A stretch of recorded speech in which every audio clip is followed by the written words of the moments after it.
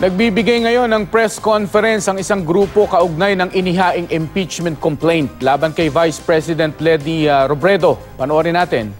Summary executions in the speech itself does not have any source. It's not confirmed. Even if she said it was based on something else, it must be stated. The irresponsibility and recklessness, for me, is unforgivable. Secondly, the term palit ulo is basically something that is not the palit ulo under Section 33 of the Dangerous Drugs Act or 9165. So under Section 33, iba yung concept. Ang palit ulo niya, iba yung concept. She could have asked or she could have clarified with the PNP if there is such a thing. But there was never any inquiry on the PNP. That is by itself reckless. And the third is that she said a statement that the CHR, or the Commission on Human Rights, had 500 cases filed before the DOJ, and the DOJ has not acted on it. And when we requested for the records of the DOJ, there were only less than 50 cases filed, and it was not even during the Duterte administration. So those are clearly matters which, for me, a head of state, or basically a person who is a sovereign, should not be talking about unless it is clear, unless it is based on evidence, and that is for me reckless. The second one is more damning.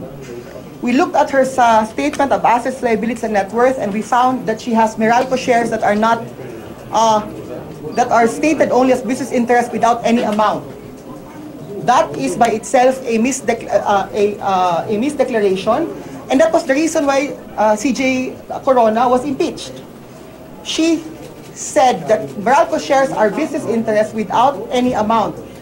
If you included that, that would have affected her total net worth. But she said only business interest, Meralco shares, no number of shares, no amount of shares, and when in fact she could have readily gotten that because she's a lawyer and Meralco are publicly traded shares. That by itself is questionable. In fact, we asked for her latest SALN. Attorney Trixie Angeles actually asked for her latest SALN, her records of latest travels, her expenditures, etc., based on the FOI bill of President Duterte, and at this point, we were never given an answer. So that by itself is, well, dubious. She's still part of the executive.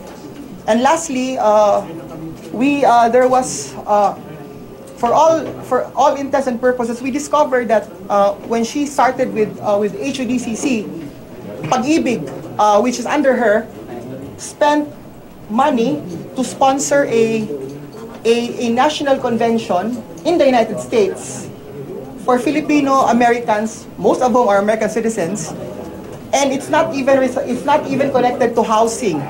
It's more on empowerment, and she was the one who was invited there. So imagine a vice president who is having the funds of people who are supposed to be for housing, to help Filipinos with get a good house, have a good house to live, and uses the same in order for, to sponsor something about empowerment, no relation whatsoever to housing. So with that alone, we actually filed the impeachment, and it is with the congressman who you will know in the future. Hindi pa ngayon yung filing? Hindi, baka ngayon fina-file na niya. Hindi natin alam kasi we left everything to his office. We signed everything, left it to him or her. And lalaki. Sige, para ano. Hindi po. Yun nga yung number because technically we know that there are may numbers, but ang usapan kasi namin is we would still keep it under wraps because Why did you agree to keep things under wraps for now? Because number one, we understand the situation here. I've worked here before, so I know how it's done here. So hindi naman pwedeng ipagpipilitan mo ang something na kailangan pag-usapan muna. This is not just this is not just somebody we are impeaching here. This is the Vice President, and she is also very well connected here. She once worked here. So, syempre, we understand how it goes around here, and we don't want to step on anybody's toes, because after all, we feel that this is just a duty for us as citizens. In fact, even if the President has said, well, he has discouraged us to do this, but we basically told him, sir, this is our duty as a Filipino. We feel that we have to do this. In fact, the result of this is not even, we are not even to the point of really wanting it to be impeached, but we just want to let the world see that there is a democracy working in the Philippines, and impeachment is a democratic process, and we want to show to everyone that we have a working democracy, because from if you see how people perceive us abroad, it is as if the Philippines is being handled. We are in another dictatorship. So this is just our way of saying that no, it's not. Even if the President does not want us to file the impeachment, because we are not minions, we do not agree all the time, and we are not fanatics and cults. That's why we are here. We filed even against his wishes because we want to, and we The feel. reaction of the President when you relate to him your interest na ituloy pa rin kahit ayaw? The President, well, number one, we expected the President to always say no to that, because he is a statesman. We know that he is a statesman, and he would not want to at least ruffle the feathers, because the ramification of Lenny being removed is a little bit complicated, because he would have to choose a successor, and then the BBM, the people behind BBM would question it, and they will, maraming questions. But for me, we just simply told him, well, Mr. President, it's just that there are things that we want to do as citizens that we might not agree on certain things, and that is the greatest of a democracy, when people who are in the same belief do disagree on matters, and that's normal. Hindi ba kayo sa mga understand that you found it, you had experienced difficulties in finding a congressman to employ? No, because even from the beginning, we already had support. But we don't want to say the name nga. Sir, just to be clear, has that congressman agreed to endorse, or is he still studying the possibility of endorsing? Here is the deal. When we were already forming it, they already reached out and said that we continue it, because that was what they also wanted, and that they wanted to endorse. It's just that, of course, we just have to be, in more ways than one, we have to understand that there are, they have to be a little bit circumspect about it, and a little bit, tread lightly. Sir, can we say that there's already someone who agreed to endorse it? Can we say that? Yeah. Well, I don't want to. Alam kong oo, pero ayoko kasing pangunahan, So because how should we say it? Should we say it na pinag-aaralan pa lang, sir? Studying?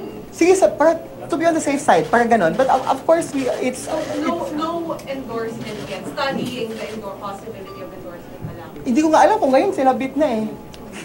kaya nga medyo Wala ba yun? No, because I was not the one who filed it, who submitted it to the congressman's office. May iba pong inutusan. May time frame ka ba within which the congressman should file this? Do you do that to a congressman? Pipilitin mo siya within You 5 cannot do that, but you have to go there. You have to file it yourself, considering that you are the complainant. Not the congressman. Number one, sir. You have to swear into the veracity. Hindi, pag pinapatawag na kami for swearing in, that's the time we'll know. When you file, but that's one of the... Yun nga, pag pinatawag, yes, but yun nga, maghihintay kami pag pinatawag kami. Hindi naman kami pupunta doon sa congressman. Sir, bibigisan niyo kasi hindi namin alam. So, but you said earlier that the congressman will have to file it. No, ang sabi niya, pag ready na ibaba, papatawag na kami for swearing in. That's, yun nga ang sinasabi ko, I don't want to preempt anything, but alam mo yung, mahirap kasi na, personally, alam kong may commitment na, pero sasabihin kong may commitment, tapos I don't want to like... But you said they reach out to Congressman. Yes, but you have to understand that from our end, kahit mag-reach out ka, hindi mo naman pwedeng i-assume na yun na yun, di ba? Kasi syempre, babasahin niya muna yung grounds. Kasi initially, ang akala nila yun lang yung UN speech eh. Kaya napaka-flimsy ng UN speech.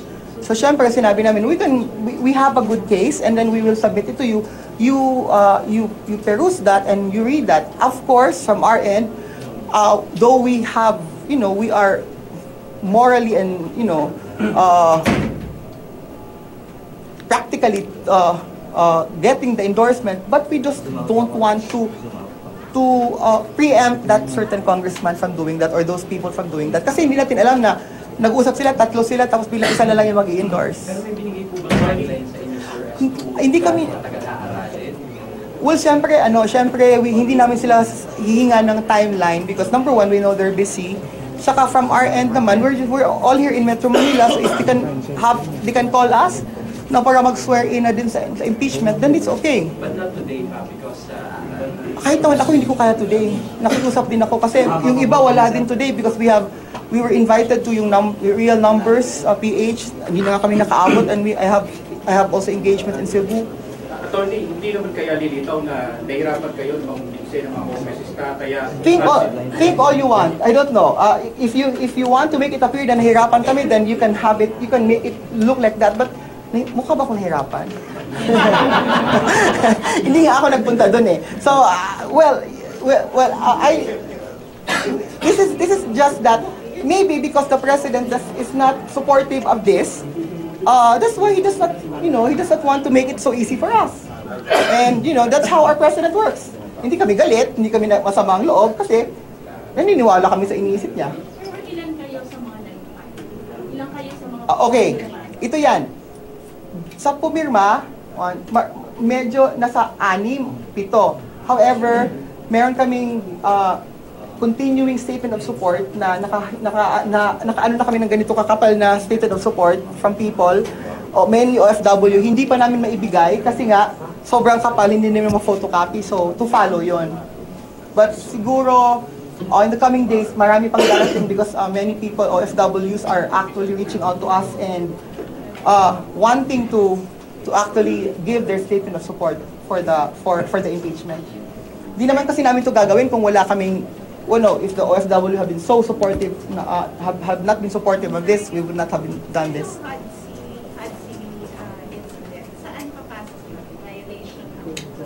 Well, ang presentation kasi namin is that pinagtatagpi-tagpi namin because basically, if you say culpable violation of the Constitution and betrayal of public trust, these are actually interrelating matters eh.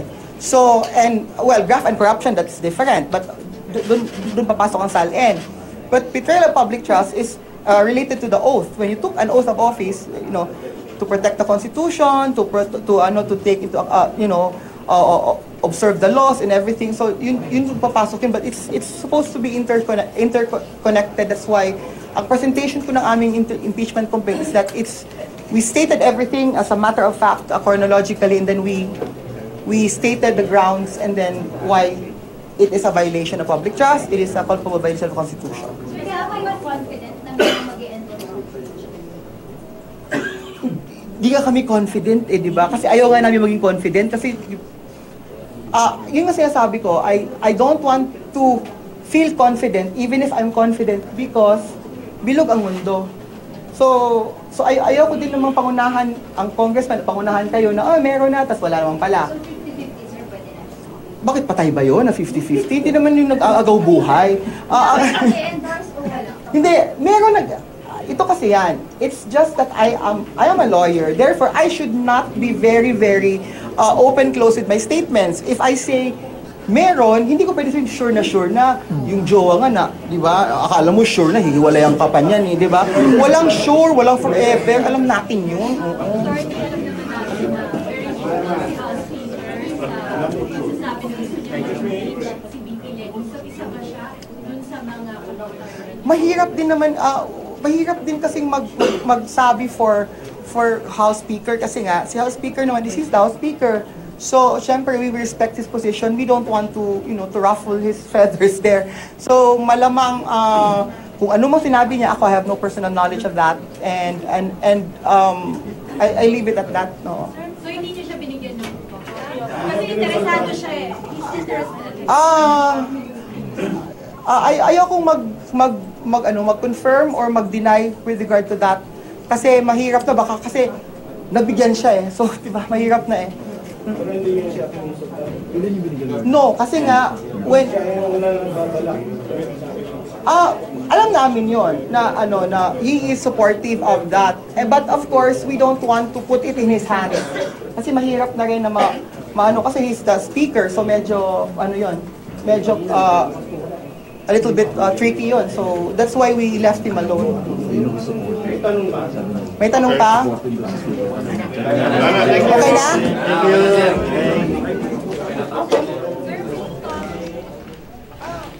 Yan ang press conference ni Attorney Bruce Rivera kaugnay ng balak nilang paghahain ng impeachment complaint laban kay Vice President Leni Robredo.